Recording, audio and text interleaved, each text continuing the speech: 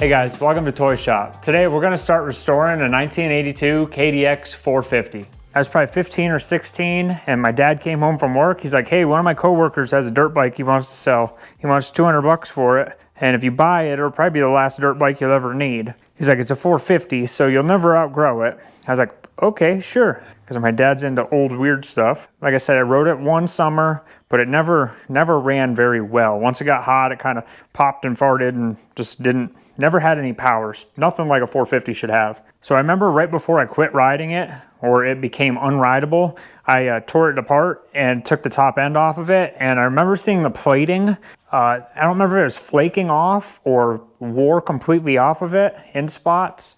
I remember it just needed a top end basically, and the cylinder needs replated. So after I found that out, I pretty much just stored it. So I'm gonna be 30 this year. So for 15 years, I've owned it and it's just kind of sat in the back of the shop. And I decided this is gonna be the next project. I did source a new piston for this on eBay. The guy's username is Bike Buzzard or something like that. I'll post it here somewhere and show you guys. But he said about once a year, he orders about a dozen of them, a dozen pistons. He gets them made from Wasner, and I've got it. I don't know if it says on it. So it's the same as a 420. So in all my research, the KX 420 and KDX 450 have the same bore. So this motor must have a longer stroke. So this video, what we're gonna do is I wanna tear this completely down to the frame. And while we have the motor out, we're gonna take the top end apart and we're gonna get the cylinder ready to send out to Power Seal to have it replated. All right, so we're gonna start by taking all the plastic off of it. All the hardware on this bike is all mismatched and basically gonna have to get all new hardware, at least for the body work. I've also been studying up. The last machine we restored, the Moto 4 we did, I used spray paint for all of it, just aerosol spray cans. And I had some issues with that. So on this job here, we're going to actually paint it like with an air compressor and a paint gun and mixing paint together and stuff. So that's how we're gonna do the frame. At least we're gonna try. Hopefully it doesn't turn out worse than the spray paint. The gas tank is savable. There's a big road burn right down the tank right here. So we're gonna have to sand that back out and smooth again. I don't know if we can get the staining out of the tank just from the gas, but I looked and I can still get a plastic kit for this. I'm not a huge fan of these with the front number plate headlight. It's kind of like round and bubbly, and I'm not a super huge fan of that. So I might see what the KXs had that year for number plate, and we might put a KX number plate on this. I'll run all the wires up behind the number plate anyways, so it's all there, and I would like to get the mileage, the odometer thing that clips here. I'll run all that stuff, so that's original, but I like the look of a number plate better than the headlight that it comes with. So there's all the pretty parts that aren't very pretty. All right, the front tire, I think we're gonna leave on the longest because most of the weight is set forward. So we can get the rear tire off, the swing arm, the exhaust, shock, the motor. I think if we yank the motor first, that might be the best. Let's work on the exhaust. All right, got 2 springs where the head pipe meets.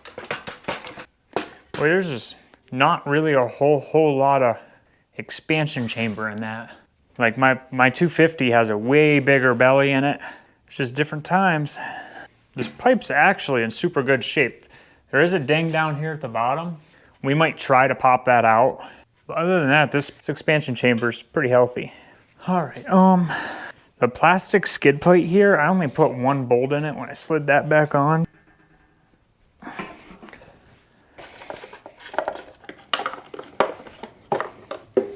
This skid plate's pretty rough. It's all broken here. So we might try to glue that back together, or I'll see if I can find one on eBay maybe. All right, now we're ready for the motor mount. We got a motor mount up here on the head. We've got the motor mount in the front of the motor, and we got the swing arm bolt. So I'm gonna get that off first, which is already loose. Pop the plug cap off. Kill switch wire, ignition wire. All right, I've had a hell of a time with some swing arm bolts, so hopefully this isn't one of them. The brake linkage is in my way here. So I'm gonna pop this bolt off. then get this brake pedal out of the way. I'm just gonna thread that bolt back in there for now. All right, we're gonna try bumping this with some Ugga-Duggas to see if we can't get the whole bolt to spin.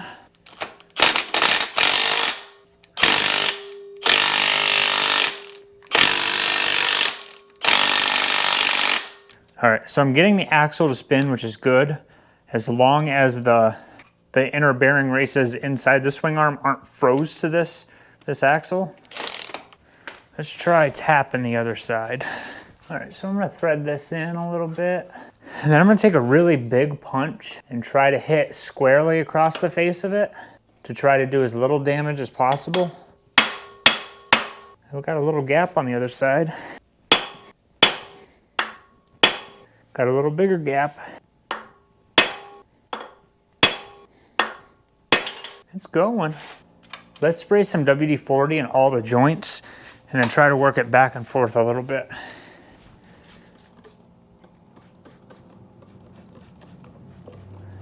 Try to tap it back in. Spray it again. That moved pretty good. It's moving, so that's promising. I wonder if the air hammer would be better. All right, so I'm gonna blow this hole out. I'm gonna take a bolt and I'm gonna stick it inside the hole here. All right, that should kind of protect the end of the shaft some, at least till we get it up flush.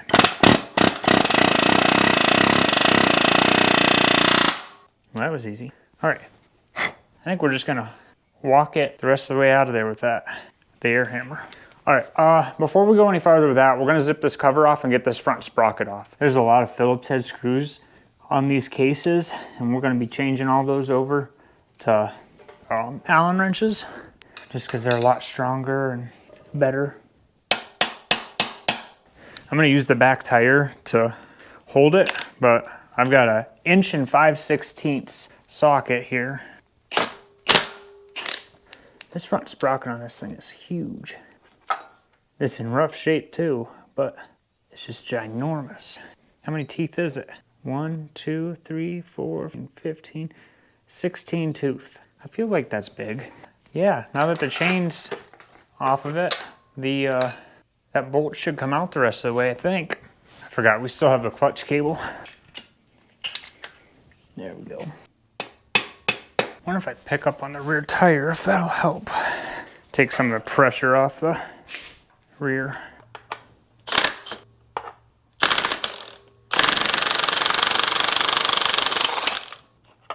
That looks pretty good. Now let's see if the motor will come out. Oh, I'm forgetting a motor mount. Whoops.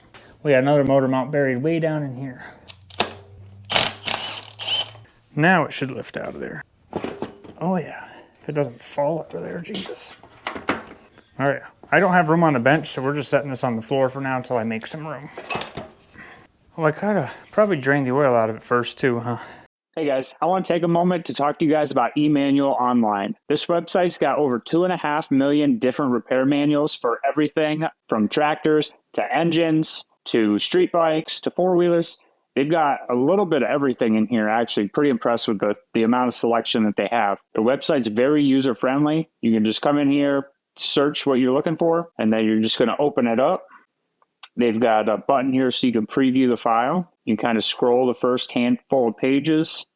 Then you can close out of that, come down here, press buy it now. Down in the description of the video, I have a discount code. You can type it in here. It will give you 22% off. This is an affiliate link. If you guys buy a manual through them with my link, then you'll be helping out the channel and you also get 22% off. So make sure you check these guys out. All right, so the next thing we're gonna do is take the rear shock off. And the rear shock looks like there's a bolt down there in the bottom. And then we've got a bolt up here at the top. And then we've got the reservoir here. And that looks like it's just a couple of clamps, a clamp there and a rubber strap here. And that will get the reservoir loose.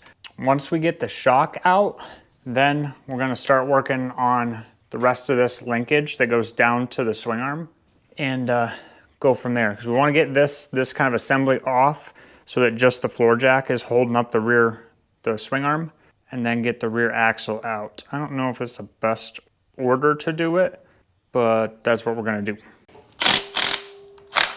Right now we're just trying to tear this apart into big chunks. So like the motor came out as one unit, try to get the swing arm off as kind of an assembly, the tires off, and then the forks. And then we'll kind of attack each group, each assembly as its own thing as we start to restore it.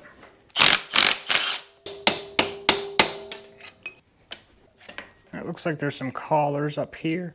Oh, okay, so it's got an actual shock bearing in it, just like a lot of the other modern bikes. Good. It gives us a little more room to get in here and get this piggyback reservoir off. So there's the shock. There's a cotter pin in the end of this bolt. I guess if this bolt fails, you don't have suspension anymore.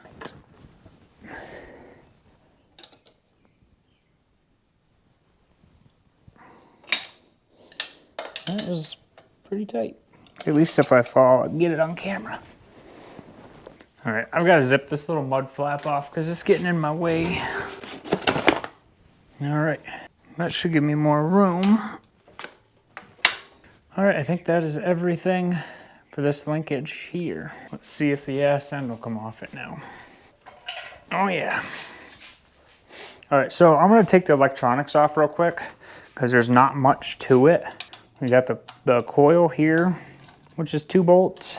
All right, and then the voltage regulator, I think that's what this is up front here. All right, and that's it for the electric. Oh, a kill switch maybe. All right, that kill switch is junk. We're just gonna cut the wires to it. So that is the electrical assembly. Now we're gonna take the bars off. We're probably gonna leave the cables with it, and we'll just kind of worry about those when we come to the bars in the restoration. We gotta unhook the front brake cable. So we're gonna bring the carburetor cap up through and slide. And we're gonna bring up the front brake cable. And we're just gonna set these off to the side. So the front wheel is next.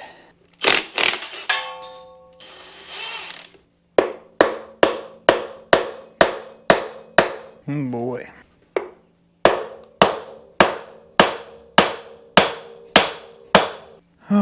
This might be something else. Maybe we should try to rattle it quick with the air hammer. Let's see if this will do something.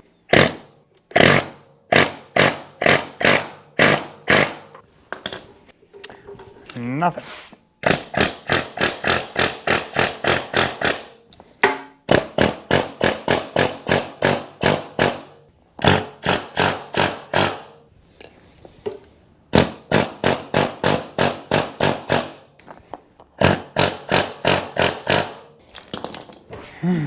See if I can get it to rotate. Nope, all it's doing is bending that. I don't really want to heat the fork tubes because I don't really know what it'll do.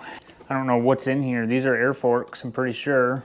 I don't want to cook a bladder or something that's in there.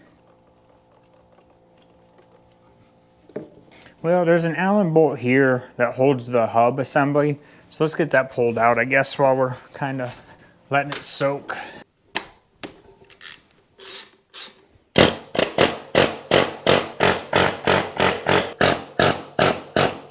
Maybe I get this fork leg to spread on this side. Okay, that moved. Let's see if I can get something to spread on this side. I wonder if maybe because this Speedo drive cable hasn't been in here for so long, and maybe it got a bunch of shit in it. I think I just broke that.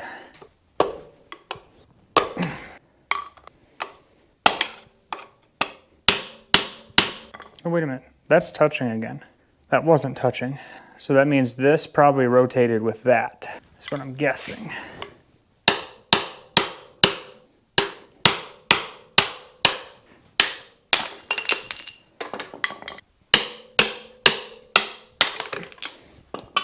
Well, I'm hoping that drive gear is the same as some other gears because I rotated it.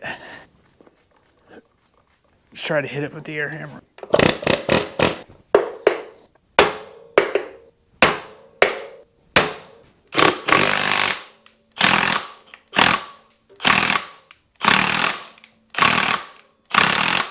So it seems like the brake face, like the face plate here for the hub drums is what's stuck, I think, which I wouldn't have guessed that. But I guess before I destroy anything else, I think we're gonna pull the fork tubes out of this. If I pull the fork tubes out of the triple tree, I can take this fork leg here off, and then I should be able to work on where the axle is stuck. So let's get these 8 bolts loose. All right, I'm just gonna stick a chisel down in each one of these to help spread them.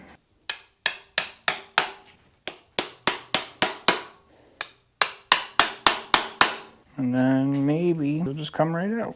Just gotta work these little rubber boots up. Do you want to push down on the back of that? The frame should sit on the stand. Yeah, just like that. Perfect. Another unicycle. All right, so I'm gonna zip the nut off of this side.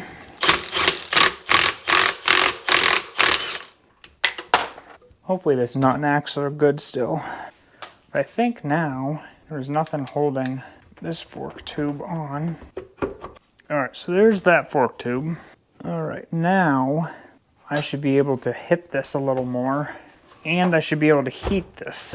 Okay, yeah, because now I can move the axle all the way around because there's nothing holding this.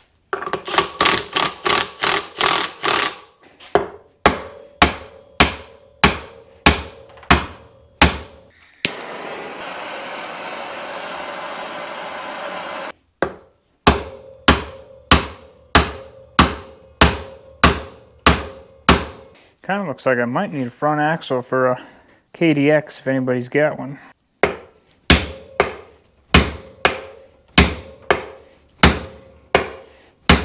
Wow. I mean, it's moving.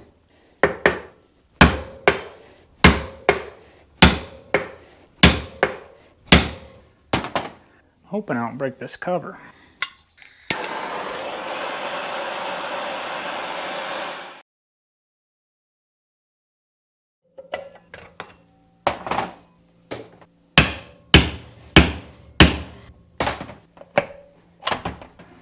That's not what's stuck.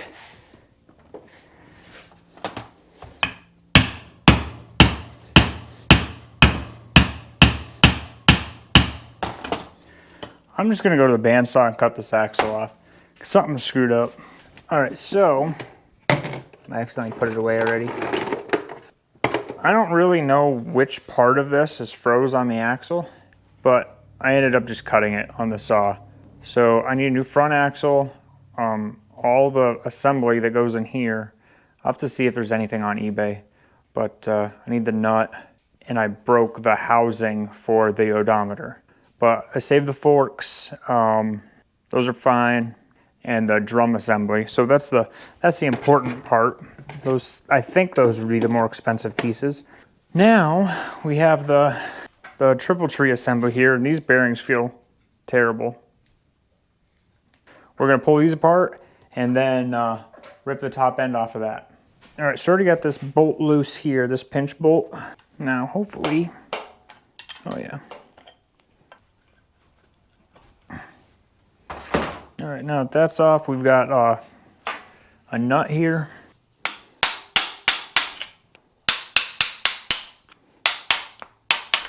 Got the top bearing, the bottom bearing. Slide that back together kinda. All right, the frame is basically gutted, so let's get to the motor. All right, so we just need to get to the cylinder. So I'm just gonna zip the head off it. See all that light colored stuff in there? That's the plating coming off the cylinder. If you look down in there, there's all the platings coming off of right around all the ports and stuff.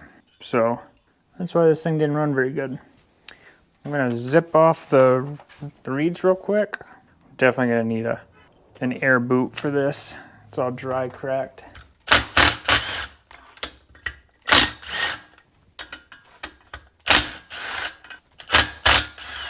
I think that is it for that. All right. There's a lot of oil down in the motor, which is good, but just from rolling it over, those crank bearings sound terrible. So just for comparison, this is a YZ250 piston, and this is a 450 piston. So the difference is quite a bit. So we got that off. I'm pretty sure I have crank bearings for this. I wonder how the rod feels though. I'm getting a little bit of play out of the rod. I might have to see if I can get a rod kit for it. The cylinder, I gotta pull everything out of the cylinder for them to plate it. So we gotta get the reed cage out here. And then we gotta pop this off. All right, now we got these studs. What I'm gonna do is put one nut upside down, one of the head nuts, put another one on it right side up. And then I'm gonna take a wrench on the bottom one and hold it. All right. So I jammed the two nuts together, and then I tried unscrewing the bottom one. So I'm gonna unjam these nuts and then do the rest of them.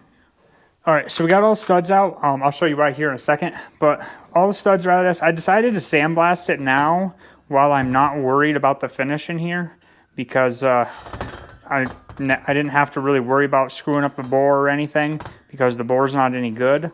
But we got it sandblasted because we're gonna paint it once it comes back. I might need to stick it back in the sandblaster and touch up a few things. I got most everything, but yeah, we'll go from there. I'll try to get a better picture of how bad the cylinder actually is in this thing, kind of show you why we're sending this out.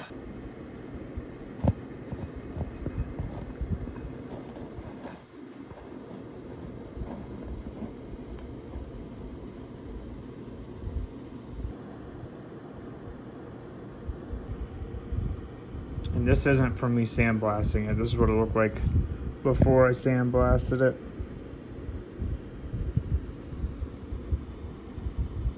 One thing I didn't do is I didn't get the piston and actually make sure that my piston that I bought will fit in this. So let's try that real quick. I just pulled out everything that I'd previously bought for this because I started buying parts for this when this came back available on eBay.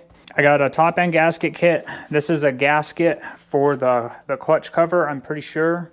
And then I've got a gasket for the flywheel on the flywheel on the other side. This should be an oil seal kit for it. Okay, these are fork seals. So fork seals, an oil seal kit. These are swing arm bearings, like 99% sure. And then right here is a set of crank bearings and oil seals for the crank. So this is kind of everything I already have purchased at the moment. We're gonna try to find brake shoes probably, wheel bearings, head bearings. I know I need head bearings because these feel pretty bad. This one doesn't look bad, but the bottom one looks really bad. I need a new intake boot because that one's all dry rotted. So we definitely have a lot of stuff we gotta buy for this, but that's gonna take a second. And probably next thing we do is we're gonna tear the motor apart and get the crank out because we gotta do a rod bearing in that too. But let's check this piston. All right, so it looks like these rings are the same. They got the same number on them. So matching rings top and bottom. And we got our piston. And the piston came with a new wrist pin and circlips. So we're gonna need to get a wrist pin bearing, but this thing's beautiful. Right, so hopefully this fits in here. Yep, feels sloppy. Let's just kind of look at the piston over here, kind of make sure these two look similar. So they both got similar holes in the skirt there. I would say that's good enough. All right, we're gonna wrap this piston back up. We're gonna end up using Power Seal to re-plate this. We're gonna go to the computer because we're gonna fill out a work order for this cylinder here. So let's go to the computer. I've actually already sent my cylinder at the time I'm recording this, so I'm just gonna kind of walk you guys through the steps of what I did. They're about 3 or 4 weeks turnaround time, but that's not including shipping. Shipping might add another week total. We'll go here into prices and look. So this is kind of what I'm expecting to have done, just strip, plate, and hone. So $261. I know we've sent cylinders to them before that needed welded. So if you've got deep grooves going like top to bottom in your cylinder, they might need to run a beetle weld in there first, weld the aluminum back in there, and then they'll end up plating it and making it good. They offer a bunch of different things here. We remove the studs on the cylinder because if you leave them in there, they charge you $25 to remove them. Same with power valves. My cylinder doesn't have a power valve in it, but you want to send them just a bare bones cylinder. There's some custom stuff you can do. You could have them overboard, so you can kind of punch it out bigger and then have them plate it. That would be not something super typical, but they offer it. They offer expedited service, so if it's something you're in a hurry for, you can do that. But that's just kind of a lot of the prices they have. I'm going to go up into the work order. So this is what I did. The first time actually I did this, I filled out all of this information here under the work order section. I filled all this stuff out, which your name, email, phone number, your address, and then what the cylinder is off of. So 1982 Kawasaki KDX 450, description of service, replate and or weld or fix as necessary. Yeah, that word right there. So something like that. Down here, expedite your service. No. Are you sending a piston? Yes, we are sending a piston there. Purchase a new piston from us? No. So that's an option. You can call them. They offer these different types of pistons for something. Probably if it was just a more common, more modern bike, you could order a piston for it there. You can also get gaskets. I'm not ordering it from them. Top end bearing? No. Remove power valve? They don't clean or reinstall it, so they just remove it, do work on the cylinder, and send you all the pieces back. But nope. Remove studs? Nope. I already did that. I did ground shipping just because I'm not in a huge hurry. And then they accept Visa, MasterCard, Discover. You will not be billed until your work order on your cylinder is complete. So, and then they will contact you through the telephone number you provided to discuss payment options. So they're going to do work to your cylinder, call you, you pay them, and then they'll send the cylinder back. So obviously if you don't pay it, you don't get your cylinder back. But when I clicked to print this, it didn't do anything. So what I did instead is I went to the top here and I downloaded the PDF work order and I filled it out by hand. So I downloaded this and I printed it out, which is basically the exact same thing as what we just went over, but it's just on a piece of paper. Just fill everything out by hand, pen and paper, try to make it legible. And I just folded this up and stuck it in the box. And I took my box to the post office and I sent the box to this address.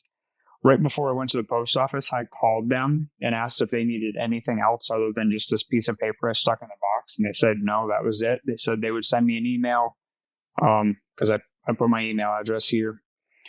But they said they'd send me an email once they get it, and they should get it tomorrow. So I should be receiving an email from them. And then in hopefully a little less than a month, I should be getting a phone call from them so I can pay them and they can get it shipped back. They were super nice on the phone too. So I have zero complaints about that.